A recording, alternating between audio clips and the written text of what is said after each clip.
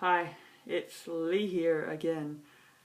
So I've decided to do my first real video. Now I've done the intro.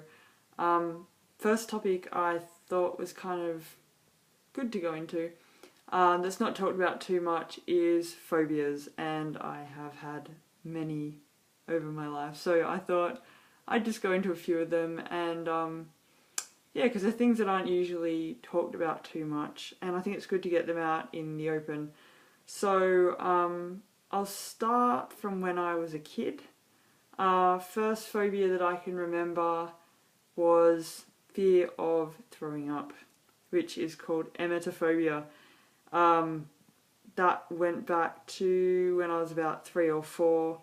A few bad experiences in the family and myself kind of skyrocketed that fear into outer space, and everything that I ate and did and every place I went then revolved around my emetophobia.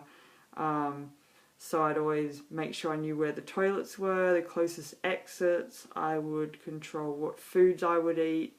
I would look for hygiene and even what colours they were, because if they had a lot of food dye then they might stain the floor or leave a mark on the carpet.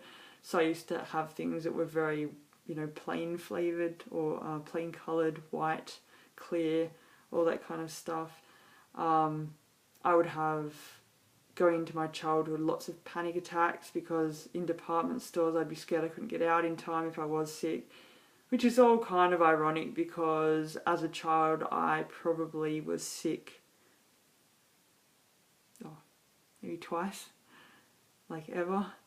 So not very often, and when I was, it was quite dramatic, but yeah, nothing that I should have been that scared about. I then went on to have a fear of wetting myself, so I would constantly be going to the toilet. So at primary school, every 5 or so minutes I would have to leave the room and go to the bathroom, to the point where I got pulled out of school and put through a load of really horrible tests, bladder reflux tests and so on, to check there was nothing medical there, which there wasn't, which made my anxiety worse because I had to go to a lot of doctors. And yeah, so that was fear number 2. And so I also became obsessed with public toilets, making sure that I always knew where the toilets were. I'd check the maps before you go to places. I'd ask around. I wouldn't go anywhere that didn't have an available toilet or a toilet that was easily accessible. So that was number 2, urinating. And I would not do a number 2 in a public toilet. So if I needed to do one of those, I'd usually have to go home or hold it for an entire day, which I was very good at. Fear number 3, I had a fear of swallowing, that I couldn't swallow. So I'd be playing sport or I'd be in class at school and I all of a sudden couldn't swallow, which I now know was anxiety, but at the time I didn't realise. So I'd carry a bottle of water everywhere, and I still had the weeing thing and the sickness thing at the same time. So I'd drink a lot of water, I'd need to pee, or I'd drink really fast and then I felt sick, and it was all kind of like an endless vicious cycle. And yeah, it was really fun. So then with all the water drinking, I put on a lot of weight, which turned into my next one, which was a fear I couldn't breathe. Because I was drinking a lot of water, I put weight on very quickly. I had quite bad fluid retention. I often felt breathless and hyperventilated a lot, which led to a lot of fatigue, led to me not being able to focus on what I was doing. I was kind of just very worn out all the time, felt very heavy, was always breathing deeply and sighing, and felt very uncomfortable. And the worse the breathing got, the worse my fitness got, which turned into my flightophobia, which is a fear of stairs. So then I couldn't go upstairs.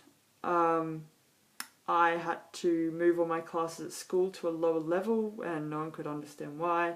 It used to take me about an hour at home to get up the driveway because we had a long driveway, and then 2 flights of stairs. So my parents used to just leave me while I hyperventilated and sat and often cried or just played on my phone to get my mind off it, and stair by stair kind of made it up to the top. So at that stage, yeah, overweight, lots of fears going on, and then fear of stairs, which stopped me from going to a lot of places, which made me uncomfortable to go home, because I knew every time I went home I had to combat the driveway and the stairs, which, yeah, used to make me very emotional, and which led to being quite suicidal. I was very depressed, didn't know what I could do because I couldn't go anywhere where I was relaxed. Everything I did, I was just scared all the time.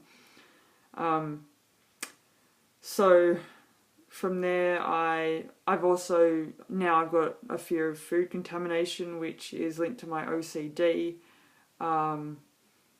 So I constantly wash my hands. My skin is very bad. It's very brittle. My hands are always red. I hog the kitchen for a long time because I eat raw food mainly, and that requires a lot of washing. So yeah, the raw food is very linked into my Asperger's, which I generally only like juicy, crunchy foods, and I only eat them raw because I don't like the smell of cooking food. So, and yeah, the Asperger's is linked into the eating disorder. I've also been diagnosed with anorexia, so I have a fear of certain foods, but yeah, all tied into the anxiety, the depression, and the Asperger's. It's all kind of a fun little package I've got there. Yeah, so anyway, I have discussed this. I went to see a very lovely psychiatrist earlier in the week, who said it's all kind of very usual to go with the gender dysphoria that I also have. Pretty much the dysphoria is, you know, me being born and feeling like a male on many accounts and many periods throughout my life, to the point now where I am scared, once again, phobia, of growing back my hips and my boobs. So I keep it a very low weight so that I don't put weight on in those areas, hence me undertaking testosterone therapy. So I think I've covered most of my major fears. A lot of them are to do with the general workings of the body and me needing to retain some kind of control in the world because I feel very lost on many accounts. I'm very, very hypersensitive, quite deeply emotional, and quite androgynous too, apparently. Yeah, but if you have any questions, feel free to ask and I'll try and address them, or any topics you want me to talk about. I'm not quite sure what to address each time, so don't mind a bit of direction. Anyway, over and out. It's been good talking to you. I'll see you again soon. Bye.